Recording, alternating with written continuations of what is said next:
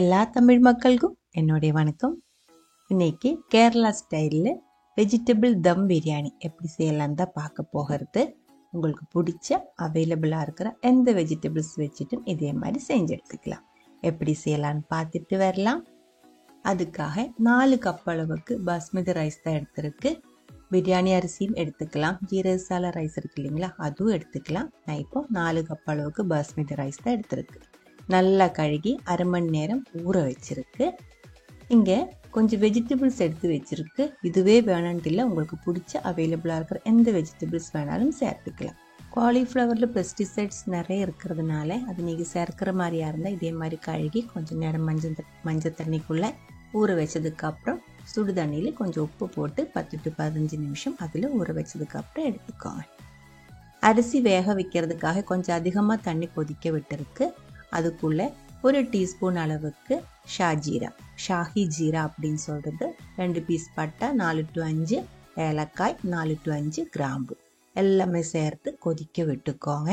நம்ம அரிசி வேக வச்சு தண்ணி வடிகட்டி எடுத்து தான் பிரியாணி செய்யறது. அதுக்கு தகுந்த மாதிரி கொஞ்சம் அதிகமாக தண்ணி நீங்கள் வச்சுக்கலாம். தண்ணி நல்லா கொதிச்சதுக்கு அப்புறம் ஊற வச்ச பாஸ்மதி ரைஸ் அதுக்குள்ளே இதே மாதிரி சேர்த்துக்கோங்க. நல்லா கலக்கி விட்டதுக்கப்புறம் மூடி வச்சு வேக விட்டுக்கலாம். பிரியாணி அரிசி தான் சேர்க்கிறேன் அப்படின்னா, ஜீரகசாலா ரைஸ் இருக்கு இல்லைங்களா, அதுதான் சேர்க்கிறேன் அப்படின்னா 4 கப்பு ஜீரகசாலா ரைஸுக்கு 8 கப்பு தண்ணி கொதிக்க விட்டுக்கோங்க. அதுக்கப்புறம் அரிசி கழுகி ஊற வைக்காம அப்படியே உடனே கொதிக்கிற தண்ணிக்குள்ளே போட்டு வேக வச்சு தண்ணி வத்திச்சு எடுத்துக்கலாம். அந்த மாதிரி செய்யும்போது தான் பிரியாணி ரைஸில் செய்யும்போது டேஸ்டாக இருக்கும். பாருங்கள், காய்கறி எல்லாமே நம்ம நறுக்கி எடுத்துருக்கு. 1 கப் அளவுக்கு கேரட் நீளமாக நைஸாக கட் பண்ணியிருக்கு. அரை கப் அளவுக்கு பீன்ஸு, 1 கப் அளவுக்கு மஷ்ரூம், 1/4 கப் அளவுக்கு கேப்சிகம், 1 கப் அளவுக்கு காலிஃப்ளவர், 1 கப் அளவுக்கு உருளைக்கிழங்கு வந்து வேணன்ட்டு இல்லை, குழந்தைங்களெல்லாம் இருந்துச்சுன்னா அவங்களுக்கு ரொம்ப பிடிக்கும். 2-3 பச்சை மிளகாய், காரத்துக்கு தகுந்த மாதிரி 2 தக்காளி. அது இல்லாமல் 3 பெரிய சைஸ் வெங்காயம் எடுத்து வச்சிருக்கு. அதில் ஒரு சின்ன வெங்காயம் இதே மாதிரி நீளமாக நைஸாக கட் பண்ணி எடுத்து வச்சிருக்கு. 2 வெங்காயம் இதே மாதிரி கொஞ்சம் பெருசாகவும் கட் பண்ணி எடுத்து வச்சிருக்கு. இது நம்ம வதக்கிறதுக்காக தான். அதுக்காக ஒரு கடாய் சூடு பண்ணதுக்கப்புறம் 3 டேபிள் ஸ்பூன் அளவுக்கு ஆயில் ஊற்றி இருக்கு. முதல்ல நைஸாக நீளமாக கட் பண்ணி வச்சிருக்கிற அந்த ஒரு வெங்காயம் இதே மாதிரி ப்ரௌன் கலராக வறுத்து எடுத்துக்கோங்க. கருகி போகக்கூடாது, கருகிருச்சுன்னா கசப்படிக்கும். இதுக்குள்ள 1/4 கப் அளவுக்கு கேஷ்யூ நட்டு, கொஞ்சம் ரெய்சின்ஸும் சேர்த்து வறுத்தெடுத்து வெங்காயம் கூட மாற்றி வச்சுக்கோங்க. இது நம்ம லாஸ்ட்டாக தம் போடுற டைமில் சாதத்துக்கு மேலே போட்டு ஆவியில் தம் போட்டு எடுக்கிறதுக்காக தான் இந்த மாதிரி செஞ்சு மாற்றி வைக்கிறது. மிச்சம் இருக்கிற ஆயிலுக்குள்ளே 1 டீஸ்பூன் அளவுக்கு ஷாஹி ஜீரா மறுபடியும் சேர்த்துருக்கு. உங்களுக்கு அதிகமாக மசாலையோட டேஸ்ட் வேணும் அப்படின்னா நம்ம சாதத்துக்குள்ளே அந்த தண்ணிக்குள்ளே சேர்த்த மாதிரி அந்த பட்டை, கிராம்பு, ஏலக்காய் அதே மாதிரி எல்லாமே இப்போவும் சேர்த்துக்கலாம்.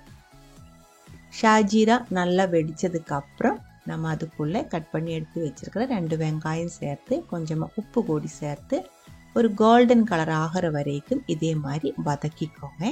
அதுக்கப்புறம் 3/4 டேபிள் ஸ்பூன் அளவுக்கு ஜிஞ்சர் கார்லிக் பேஸ்ட், இஞ்சி பூண்டு பேஸ்ட்டு சேர்த்து வதக்கி இருக்கு. பச்சை மணம் போகினதுக்கு அப்புறம் 1/2 டீஸ்பூன் அளவுக்கு மஞ்சத்தூள், 1/2 டீஸ்பூன் அளவுக்கு சில்லி பவுடர், 3/4 டீஸ்பூன் அளவுக்கு பெப்பர் பவுடர் அதுவும் சேர்த்து இன்னும் ஒரு டைம் வதக்கி இருக்கு. அதுக்கப்புறம் 2 தக்காளி இதே மாதிரி நீளமாக கட் பண்ணது, காரத்துக்கு தகுந்த மாதிரி 2-3 பச்சை மிளகாயும் சேர்த்து மறுபடியும் வதக்கி மூடி வச்சுக்கோங்க. தக்காளி கொஞ்சம் வெந்து மேஷ் ஆகணும், அது வரைக்கும் லோ ஃப்ளேமில் மூடி வச்சுக்கோங்க. அதுக்கப்புறம் 1/2 கப் அளவுக்கு கொஞ்சம் புளிப்பாக இருக்கிற, ரொம்ப புளிப்பு வேண்டாம், மீடியம் புளிப்பாக இருக்கிற தயிர் ஊற்றி இருக்கு. 1/2 கப் அளவுக்கு கொத்தமல்லி இலை, அதே அளவுக்கு புதினா இலை ரெண்டுமே சேர்த்து மறுபடியும் வதக்கினதுக்கு அப்புறம் இந்த தக்காளி நல்லா வேகிற வரைக்கும் கொஞ்சம் வெயிட் பண்ணிக்கோங்க. உப்பு கம்மியாக இருந்தால் சேர்த்துக்கலாம். 3/4 டீஸ்பூன் அளவுக்கு கரம் மசாலா பவுடர், 3/4 டீஸ்பூன் அளவுக்கு பிரியாணி மசாலா பவுடர். மசாலா டேஸ்ட் அதிகமாக வேணும் அப்படின்னா அதுக்கு தகுந்த மாதிரி கொஞ்சம் அதிகமாக கூடி சேர்த்துக்கலாம். மீடியம் லோ ஃப்ளேமில் கொதித்து எண்ணெய் இதே மாதிரி பிரிஞ்சு வர ஆரம்பிக்கும் போது காய்கறி சேர்த்துக்கலாம். Carrot, cauliflower, mushroom, potato, beans, அப்புறமா வந்து க்ரீன் பீஸ் க்ரீன் பீஸ் வந்துட்டு பச்சை பட்டாணி தான் சேர்த்துருக்கு. நீங்கள் ஊற வச்சு தான் சேர்க்கிற அப்படின்னா இந்த மாதிரி சேர்த்தா வேகாது, தனியாக வேக வச்சு தான் சேர்க்கணும். வேகிறதுக்காக 1.5 கப் அளவுக்கு சுடு தண்ணி ஊற்றி இருக்கு. உப்பு செக் பண்ணதுக்கு அப்புறம் வெண்ணெய் மட்டும் கொஞ்சம் உப்பு கூடி சேர்த்து மீடியம் ஃப்ளேமில் வேக விட்டுக்கோங்க. பாதி வெந்ததுக்கு அப்புறம் நான் இது கூட 1/2 டீஸ்பூன் அளவுக்கு சர்க்கரை சேர்த்துருக்கு. நிறைய வெஜிடபிள்ஸ் எல்லாம் சேர்த்துருக்கிறதுனால அதோட டேஸ்ட்டு கொஞ்சம் பேலன்ஸ் பண்ணுறதுக்காக தான் சர்க்கரை கூடி சேர்த்துருக்கு. ரொம்ப அதிகமாக வேணுன்ட்டு இல்லை, 1/2 டீஸ்பூன் அளவுக்கு தாராளமாக இருக்கும். கிரேவி இதே மாதிரி கொஞ்சம் ஒரு திக்னஸில் வரும்போது லாஸ்ட்டாக வந்துட்டு கேப்சிகம் கூடி சேர்த்து மிக்ஸ் பண்ணதுக்கப்புறம் தீ ஆஃப் பண்ணிடலாம். கேப்சிகம் வந்து பாதி வேகிறதுக்காக லாஸ்ட்டாக சேர்க்கறதா நல்லாயிருக்கும். இல்லாருந்தா ரொம்ப அதிகமாக வெந்து அதோட டேஸ்ட்டு தெரியாமல் போயிடும். ரொம்ப அதிகமாக ட்ரை ஆகாமல் இதே மாதிரி திக்காக வரும்போது தீ ஆஃப் பண்ணிடலாம். மசாலா ரெடியாக இருக்குது. அடுத்தது தம் போட்டுடலாம். குழிவாக இருக்கிற ஒரு பிரியாணி பாத்திரம் எடுத்துக்கோங்க, இல்லை இதே மாதிரி ஒரு கடாயை எடுத்துக்கோங்க. அதுக்குள்ளே 1 டேபிள் ஸ்பூன் இருந்து 1.5 டேபிள் ஸ்பூன் வரைக்கும் நெய் நல்லா தடவி விட்டதுக்கப்புறம் சாதம் இதே மாதிரி அமர்த்தி வச்சுக்கலாம். நம்ம வேக வச்சிருக்கிற சாதம் பாதி முதல்ல இதே மாதிரி சேர்த்துக்கலாம். அதுக்கு மேலே நம்ம ரெடி பண்ணி வச்சிருக்கிற மசாலா சேர்த்துக்கலாம். ஃபுல்லாக சேர்த்துக்கோங்க மசாலா. அதுக்கப்புறம் மிச்ச பாதி சாதம் அதுக்கு மேலே சேர்த்து அமர்த்தி எடுத்துக்கலாம். அது இல்லை உங்களுக்கு 2-3 லேயராக வேணும் அப்படின்னா சாதம் மசாலா அதுக்கு தகுந்த மாதிரி பிரித்து 2-3 லேயராக கூட செஞ்சு எடுத்துக்கலாம்.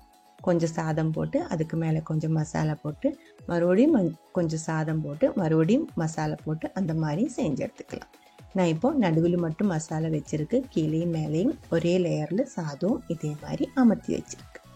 அதுக்கு மேலே ஃப்ரை பண்ணி எடுத்து வச்சுருக்கிற வெங்காயம், கேஷ்யூ நட்டு, ரைசின்ஸு, அது கூடவே கொஞ்சம் கொத்தமல்லி இலையும் சேர்த்துருக்கு. மேலே வந்துட்டு 1/2 டேபிள் ஸ்பூன்லேருந்து 1 டேபிள் ஸ்பூன் வரைக்கும் நெய் இதே மாதிரி சேர்த்துக்கோங்க.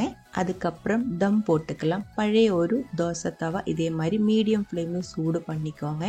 தவா சூடானதுக்கப்புறம் அதுக்கு மேலே பிரியாணி கடாய் வச்சுக்கலாம். டைட்டாக இருக்கிற ஒரு மூடி வச்சு நல்லா அடைச்சி வைக்கணும். 15 to 20 நிமிஷத்துக்குள்ளே அதுக்குள்ளே ஃபுல்லாக இதே மாதிரி ஆவி வந்துடும். அந்த ஆவி வந்துருச்சு அப்படின்னா தீ ஆஃப் பண்ணி எடுத்துக்கலாம். தம் போட்டாச்சு. இதே மாதிரி ஒரு டைம் மெதுவாக மிக்ஸ் பண்ணதுக்கப்புறம் சர்வ் பண்ணிடலாம். நேச்சுரலாக இது வந்து எப்போவுமே தம் போடுறது அடுப்பில் தான். நம்மகிட்ட அடுப்பு இல்லாததுனால எல்லாருக்கும் செய்ய முடிகிற மாதிரி ஸ்டவ்வில் தான் தம் போட்டு எடுத்துருக்கு. அடுப்பில் செய்யும்போது கீழேயும் தீயும் மேலே மூடிக்கு மேலேயும் தீயெல்லாம் போட்டு அந்த அடப்பு இருக்குல்ல, அந்த மூடி இருக்குல்ல, மூடிக்கு வெளியே ஆவி போகாமல் இருக்கிறதுக்கு மைதா மாவெல்லாம் சேர்த்து நல்லா க்ளோஸ் பண்ணதுக்கு அப்புறம் தான் தம் போடுறது. நம்ம இப்போ சிம்பிளாக ஈஸியாக செஞ்சு எடுத்துருக்கு. ரொம்ப டேஸ்டியாக இருக்கிற வெஜிடபிள் தம் பிரியாணி ரெடியாக இருக்குது. இது ரொம்ப டேஸ்ட்டாக இருக்கிறது பிரியாணி ரைஸில் செய்யும்போது தான். பாஸ்மதி ரைஸில் செய்கிறதோட ஜீரகசாலா ரைஸில் செஞ்சால் இன்னும் டேஸ்டியாக இருக்கும். வேற ஒரு மெத்தடில் கூட இதே மாதிரி செஞ்சு எடுத்துக்கலாம். தேங்காய் பாலில் ஊற்றி அது இன்னொரு டைம் காமிச்சிக்கலாம். இந்த ஒரு ரெசிபி உங்களுக்கு பிடிச்சிருந்தா கண்டிப்பாக ட்ரை பண்ணி பாருங்கள். அதுக்கப்புறம் உங்களோட கமெண்ட்ஸ் எல்லாம் சொல்லிடுங்க. இந்த சமையல் பிடிக்கிற ஃப்ரெண்ட்ஸுக்கு மறக்காமல் ஷேர் பண்ணி விட்டுக்கோங்க. நீங்கள் இது வரைக்கும் நம்ம சேனலுக்கு கொடுத்துட்ருக்கிற சப்போர்ட்டுக்கு ரொம்ப ரொம்ப நன்றி. உடனே பார்க்கலாம் இன்னொரு ரெசிபியோட. அது வரைக்கும் வணக்கம்.